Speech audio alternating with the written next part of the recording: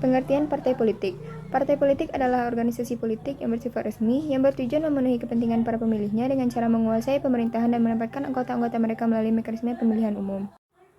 Jonas Simon membagi fungsi partai politik menjadi 6. Yang pertama, fungsi representasi politik. Fungsi representasi adalah fungsi klasik partai politik. Partai politik yang ikut pemilihan umum yang akan memenangkan sejumlah suara akan menempatkan wakilnya di dalam parlemen. Anggota partai yang masuk di dalam parlemen ini membawa fungsi representasi dari warga negara yang memilih partai tersebut.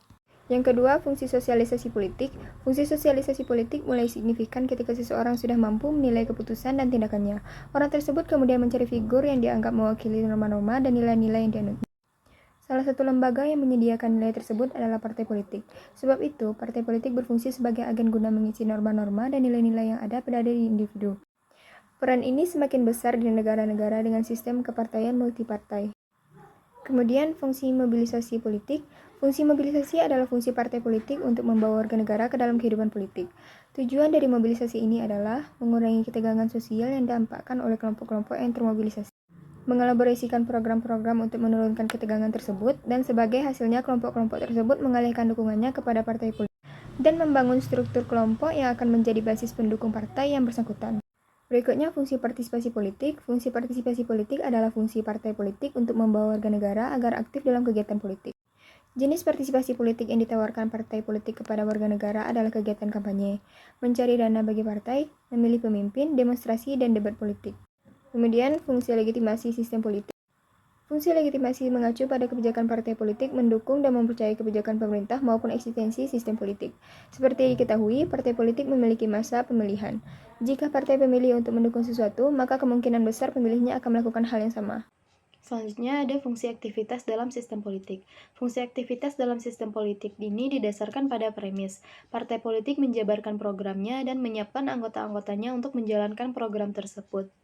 Jika partai tersebut mengantongi suara dalam pemilu, maka anggota-anggotanya tersebut akan masuk ke dalam parlemen. Anggota partai yang bersangkutan tersebut kemudian beraktivitas secara politik untuk menjalankan program-program partai. Aktivitas pemerintahan, khususnya parlemen, menjadi berjalan akibat adanya partai politik tersebut. Ada beberapa fungsi aktivitas dalam sistem politik. Yang pertama ada membuat keputusan.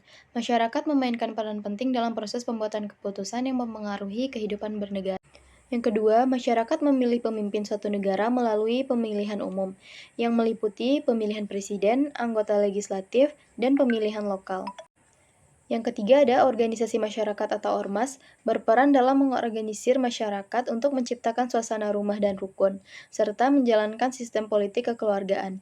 Yang keempat, ormas melakukan lobi kepada pemerintahan untuk menentang atau menyeleweng dengan norma-norma yang berlaku. Yang kelima, masyarakat dan partisipasi politik berkumpul dalam proses sosialisasi politik yang melibatkan pendidikan politik dan indoktrinasi politik. Yang keenam, rekrutmen politik. Partisipasi masyarakat memainkan peran dalam proses rekrutmen politik yang melibatkan penyaluran aspirasi politik masyarakat dan pengisian jabatan politik melalui mekanisme demokrasi. Selanjutnya ada sistem kepartaian. Pengertian sistem kepartaian menurut Ramlan Subekti adalah pola perilaku dan interaksi di antara partai politik dalam suatu sistem politik. Menurut Austin Rani, sistem kepartaian adalah pemahaman terhadap karakteristik umum konflik partai dalam lingkungan di mana mereka berkiprah yang dapat digolongkan menurut beberapa kinerja. Menurut Rizwanda Imawan, sistem kepartaian adalah pola interaksi partai politik dalam satu sistem politik yang menentukan format dan mekanisme kerja satu sistem pemerintahan. Sistem kepartaian pertama ada sistem partai tunggal. Maksudnya hanya ada satu partai dalam negara. Menolak keanekaragaman karena diyakini hanya akan menghambat pembangunan negara. Sistem ini telah luas dikenal dan diaplikasikan di banyak negara. Contoh yang dianggap paling berhasil ialah Partai Komunis Uni Soviet. Saat pemerintahannya, partai ini benar-benar dalam keadaan non-kompetitif, sebab partai oposisi akan dianggap sebagai pengkhianatan. Partai tunggal serta organisasi yang bernaung di bawahnya berfungsi sebagai pembimbing dan penggerak masyarakat, dan menekankan perpaduan antara kepentingan partai dengan kepentingan masyarakat secara menyeluruh. Ada 3 macam sistem partai tunggal. Yang pertama ada totaliter. Terdapat satu partai yang tak hanya memegang kendali atas militer dan pemerintahan, tetapi juga menguasai seluruh aspek kehidupan masyarakat. Yang kedua ada otoriter, suatu sistem kepartaian yang di dalamnya terdapat lebih dari satu partai, tetapi terdapat suatu partai besar yang digunakan oleh penguasa sebagai alat yang memobilisasi masyarakat mengesahkan dan kekuasaan.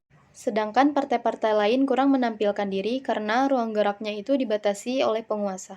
Yang ketiga ada dominan, suatu sistem kepartaian yang di dalamnya terdapat lebih dari satu partai. Namun satu partai saja yang dominan, secara terus-menerus berhasil mendapatkan dukungan untuk berkuasa. Sedangkan partai-partai lain tidak mampu menyaingi partai yang dominan, walaupun terdapat kesempatan yang sama untuk mendapatkan dukungan melalui pemilu yang demokratis. Sistem kepartaian selanjutnya ada sistem duipartai. Sistem ini bisa diartikan adanya yang selalu dominan dalam penggapaian hak suara. Partai pemenang akan menjadi partai pemerintah, sedangkan yang kalah akan menjadi partai oposisi. Hal seperti ini banyak dianut oleh negara-negara maju. Dalam sistem ini, pihak yang kalah akan menjadi pengecam utama. Jika terdapat kesalahan, setidaknya menurut mereka, dalam kebijakan partai yang menduduki kepemerintahan. Dengan pengertian, sewaktu-waktu peran dapat tertukar. Ada 3 syarat agar sistem dapat berjalan dengan baik, yakni masyarakat bersifat homogen, masyarakat bersifat konsensus yang kuat mengenai asas dan tujuan sosial politik, dan adanya konstitusi sejarah. Yang terakhir ada sistem multipartai. Umumnya, sistem ini dianggap cara paling efektif dalam mempresentasikan keinginan rakyat yang beraneka ragam, ras, suku, atau agama, dan lebih cocok pluralitas budaya dan politik dibanding duipartai. Sistem ini digunakan di Indonesia, Malaysia, Belanda, Australia, Prancis, dan Swedia. Sistem dalam kepemerintahan parlemen cenderung menitik beratkan kekuasaan pada badan legislatif, hingga badan eksekutif sering berperan lemah dan ragu-ragu. Baik, terima kasih. Sekian presentasi dari kelompok kami.